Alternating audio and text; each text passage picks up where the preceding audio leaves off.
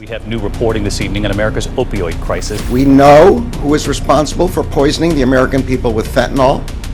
We know who is responsible for shattering families and communities across the United States with drug poisonings and overdoses. We know that behind the deaths of hundreds of thousands of Americans is a cartel. A trusted hospital became a chamber of horrors overnight. Inside Riverside Mercy, life-saving painkillers and anesthesia had been replaced by a deadly counterfeit cocktail, diluted, toxic, and designed only for profit. Patients were kept alive just long enough to generate revenue, while their bodies were harvested for organs in silence. No one suspected the director and his 29 nurses were behind it. Money may not be the root of all evil, but here, it was the trigger. In sterile rooms and under fluorescent lights, the oath to heal collapsed into a cold, calculated system of extraction, where every heartbeat became a transaction, and every life expendable. We will expose them right now. At exactly 5:50 a.m., over 120 federal agents from the FBI and ICE launched a synchronized lightning-fast operation against Riverside Mercy Hospital in Miami. Black SUVs with lights off rolled silently into the parking structures while heavily armed SWAT teams moved like shadows through every entrance. No sirens, no flashing lights, just the sudden thunder of tactical boots on marble floors and sharp commands cutting through the early morning silence. One team sprinted straight for the executive suite on the 12th floor. Another sealed off the nursing stations and medication dispensaries across the surgical wing and ICU. A third group secured the underground pharmaceutical storage area. Within seconds, the hospital's calm night shift turned into a scene of controlled pandemonium. In his luxurious corner office, hospital director Richard Langford, 54, was still sipping his morning latte and reviewing overnight reports when the door exploded inward. They ripped the director from his luxury office and slammed handcuffs on 29 female nurses mid-shift, the very hands that had been injecting poison into the sick and the dying. Within minutes, the entire hospital was locked down. Alarms that usually signaled medical emergencies now rang for something far more serious. A full-scale federal raid on what prosecutors now call one of the most shocking medical fraud and counterfeit drug operations in South Florida history. A trusted hospital had allegedly become the center of a massive counterfeit anesthesia and painkiller scheme worth millions. And the FBI had just ripped the mask off. Don't look away. Subscribe now and tell me in the comments, how deep do you think this operation really goes? By sunrise, federal authorities had dismantled what prosecutors describe as a sophisticated criminal enterprise operating at the very heart of Riverside Mercy Hospital.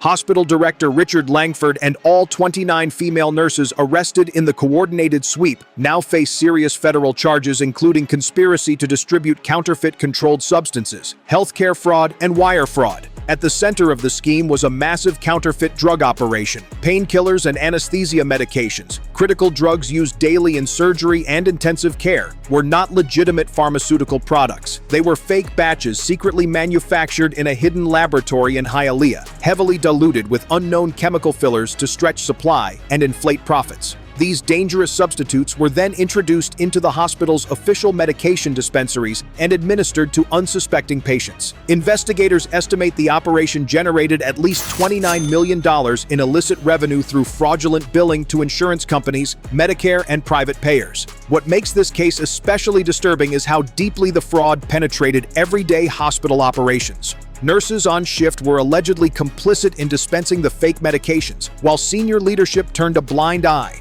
or worse, actively protected the scheme.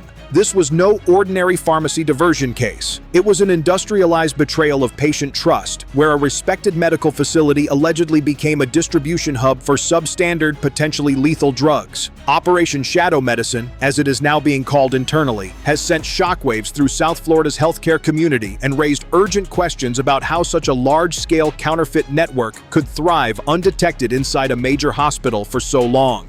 The mechanics of the fraud were deceptively simple, yet terrifyingly efficient. Legitimate painkillers and anesthesia drugs are expensive and strictly regulated. To maximize profit, the syndicate replaced them with counterfeit versions produced in the Hialeah lab. These fake pills and vials were intentionally diluted far below therapeutic levels and mixed with unknown fillers, substances never intended for human consumption. The result was a lethal cocktail that looked identical to the real medication, but delivered almost no medical benefit. Once inside the hospital, the counterfeit drugs entered the normal supply chain. Doctors, relying on the hospital's inventory, continued to prescribe standard doses.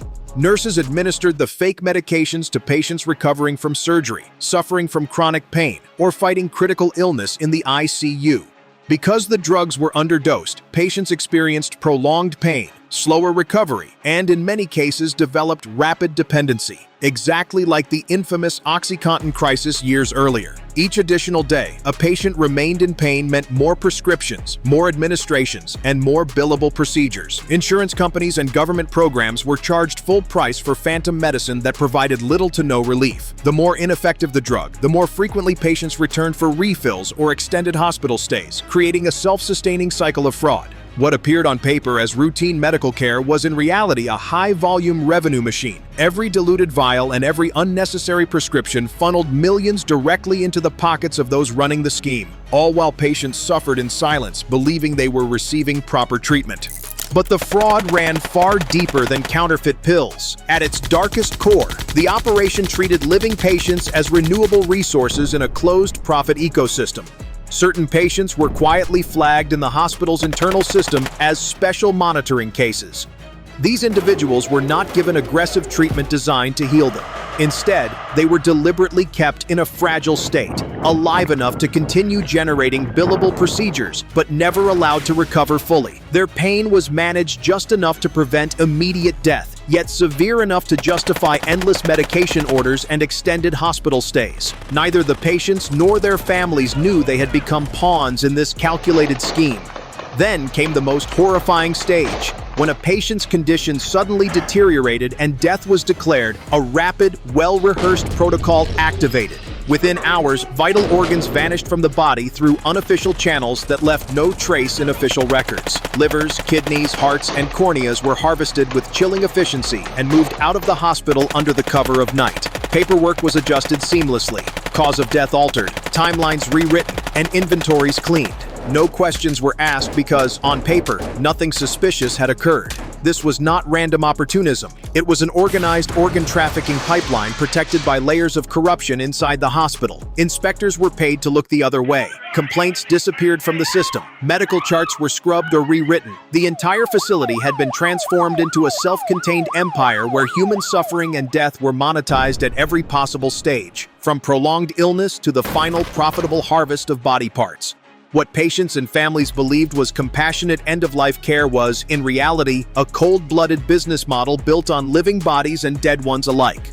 The money generated from this death machine did not simply disappear into personal bank accounts. It was funneled through an elaborate laundering operation that connected the hospital directly to international narcotics networks. Proceeds from the fraudulent billing and organ trade were layered through shell companies and fake medical supply contracts before being reinvested into the very drug trade that supplied raw materials for the counterfeit pills.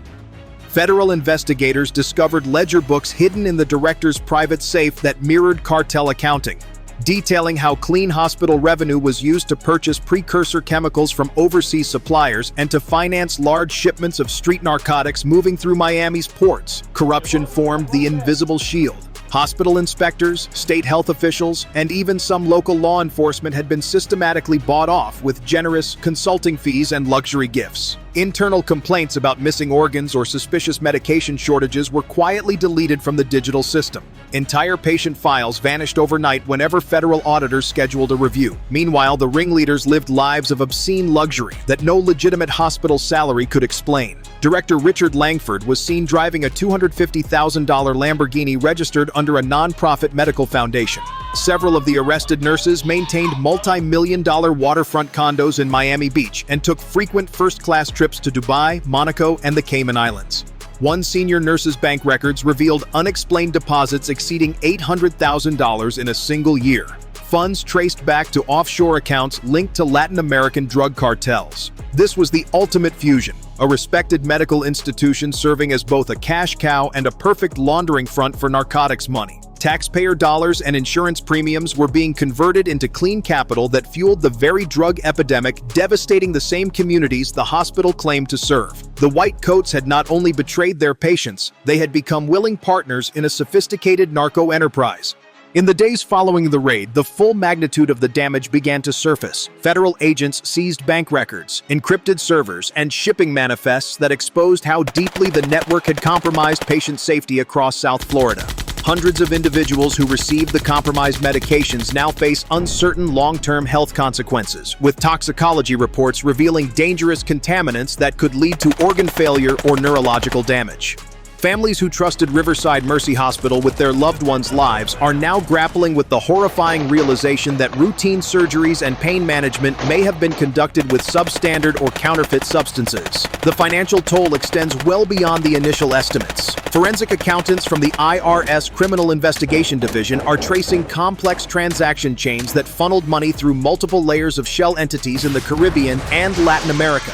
Early findings suggest the scheme siphoned tens of millions more than previously believed from Medicare, Medicaid, and private insurers, funds that were intended for genuine patient care but instead propped up a criminal empire. Law enforcement's response has been swift and expansive.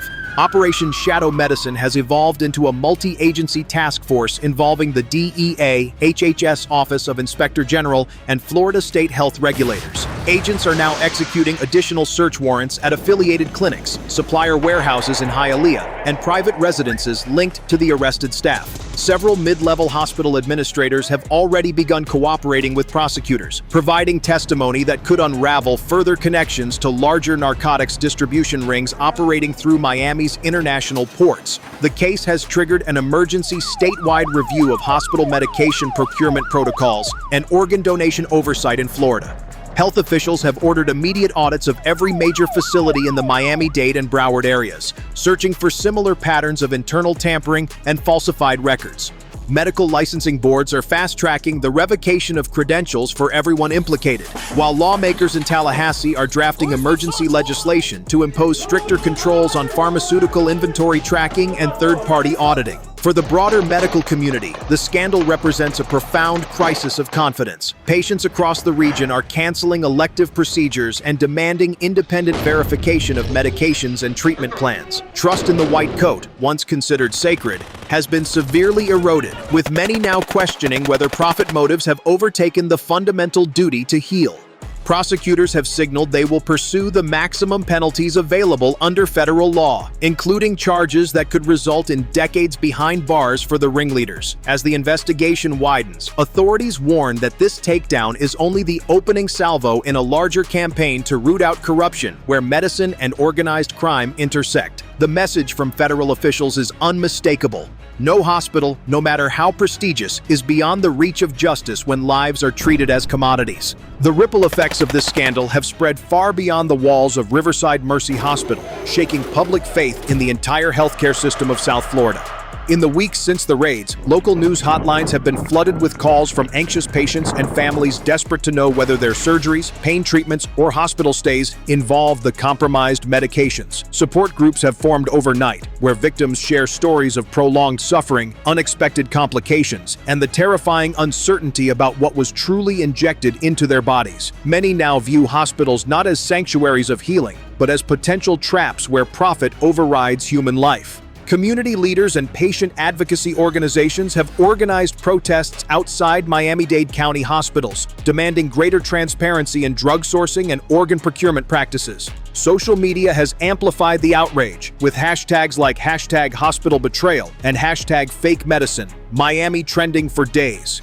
Trust in medical professionals has plummeted, with polls showing a sharp decline in the number of residents willing to seek non-emergency care at major facilities. Elderly patients in particular express deep fear about routine procedures that once brought comfort. The scandal has also ignited fierce debate among lawmakers and healthcare experts. In Tallahassee, emergency hearings have been scheduled to examine systemic vulnerabilities that allowed such a sophisticated criminal network to flourish undetected for years. Critics argue that weak oversight, profit-driven hospital management, and inadequate whistleblower protections created the perfect environment for this betrayal. Calls for national reform are growing louder, with some politicians proposing mandatory blockchain tracking for all controlled substances and independent third-party audits of every hospital pharmacy in the country. Meanwhile, the human cost continues to mount. Families who lost loved ones under suspicious circumstances are filing civil lawsuits, seeking answers and accountability. Doctors and nurses not directly involved report receiving death threats and harassment from angry community members who now view anyone in scrubs with suspicion.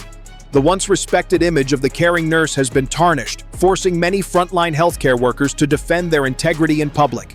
As the legal proceedings move forward, this case stands as a grim warning about the dangerous intersection of greed, corruption, and organized crime within American medicine. It proves that when healthcare professionals abandon their sacred oath for personal gain and cartel profits, the damage extends to every patient who walks through hospital doors. The white coat, once a symbol of compassion and expertise, has been stained by the actions of those who chose bricks of cash over human lives. Operation Shadow Medicine has sent a clear and uncompromising message from federal authorities. The era of unchecked medical corruption is over. No title, no luxury office, and no amount of bribes will protect those who turn hospitals into criminal enterprises. The FBI and ICE have shown they are willing to strike at dawn, without warning, to protect the public from those who exploit the most vulnerable moments of illness and pain.